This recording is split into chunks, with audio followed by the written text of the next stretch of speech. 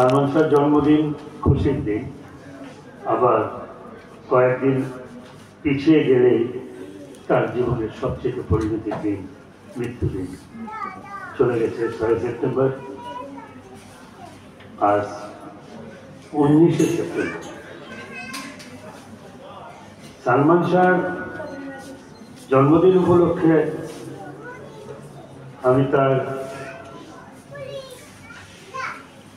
জন্মদিনের শুভেচ্ছাও জানাচ্ছি। পাশাপাশি উনি আর আমাদের মাঝে নেই বিধায় মহান আল্লাহর কাছে মিনতি করছি, আল্লাহ যেন তাকে বেহেশতের শ্রেষ্ঠতম স্থানে তাকে প্রতিষ্ঠিত করেন, রাখেন, এই দোয়া করছি। আর সর্বশেষ সালমান শাহকে নিয়ে আমাদের বিগত 30 বছর চলছে একটি সমস্যার সমাধান নিয়ে আমাদের আন্দোলন। সালমান শাহ আত্মহত্যা করেছে, এটা আমরা মেনে নিতে পারছি না। বক্তবৃন্দ বলছে সালমান শাহকে হত্যা করা হয়েছে, এইটার সুষ্ঠু তদন্ত হয়নি, সুষ্ঠু তদন্ত করা উচিত। আজ পর্যন্ত সেই ব্যাপারটি নিয়ে কোনো সমাধান হয়নি। আমি আশা করব বর্তমান সরকারের কাছে, যাতে করে এই কেসটি নতুন করে তদন্ত করে এর একটি সুষ্ঠু সমাধান বের করে আনা যায় এবং আমাদের মাঝে সেটিকে প্রমাণ করে দেওয়া যায় যে সালমান শাহ মৃত্যুবরণ করেছে নাকি তাকে হত্যা করা হয়েছে।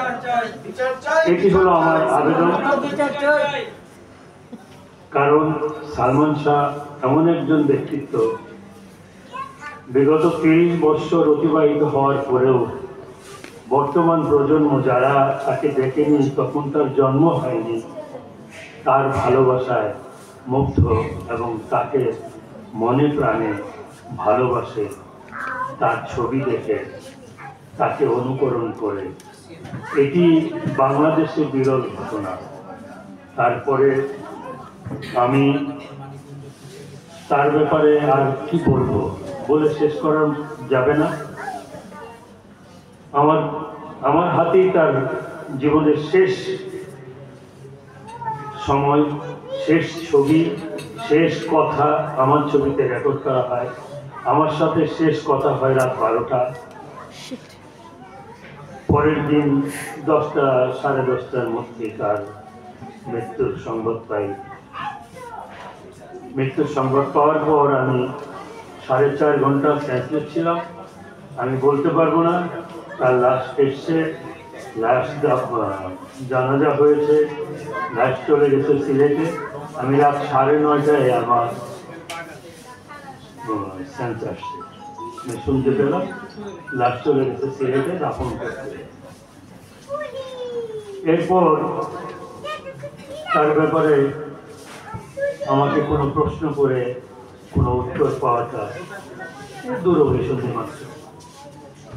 তবে তার সঙ্গে যেটুকু সময় আমি কাটিয়েছি, আমি দেখেছি তার মতো এরকম প্রাণবন্তে উচ্ছল একটা মাসুম শিশুর মতো আচরণ আমি আর কোনো লোকের মধ্যে দেখি। তার মনের ভিতরে কোনো প্রকার কালিমা বা কোনো প্রকার দুরভিসন্ধি আমার কাছে মনে হয়নি। একটা মাসুম ছেলে যখন যার সাথে ফুর্তি করতো, যার সাথে ইয়ার্কি করতো, দুষ্টমি করত, আবার মনে প্রাণে ভালোবাসতো সবাই তাকে। কেন?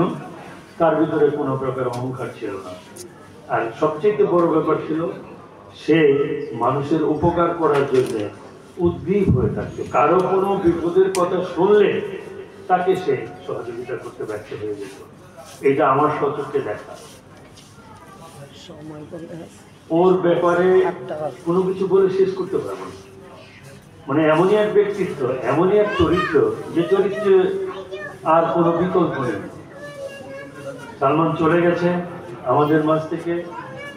মানুষ মরণশীল, মরে যাবে, আসবে, মরবে, কিন্তু এই অকাল মৃত্যুটা আমরা মেনে নিতে পারি না। মহান আল্লাহ তাআলা ভালো জানেন, হয়তো আল্লাহ তাআলা এটাই চেয়েছেন, তাকে নিয়ে গেছেন।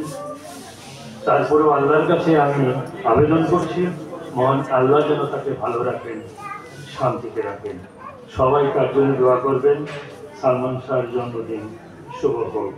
আসসালামু আলাইকুম।